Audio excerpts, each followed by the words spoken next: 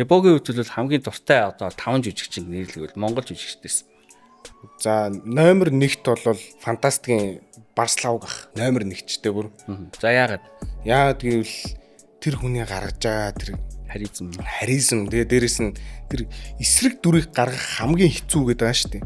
Хамгийн хэцүү юм чи эсрэг дүр. Тэгээ тэр нөгөө нэг зүрхний хилэн дээр гаргаж байгаа тэр дүр. Тэр нөгөө нэг манжин хааны дүр. Яг хуу 37 дугаар тооч тэр эсрэг дүр юм шиг харагдаж байгаа ч гэсэн манай талаа байдаг. Тэр нөгөө лутаагийн дүр, зураа дээр гарч байгаа галзуу ганагийн дүр.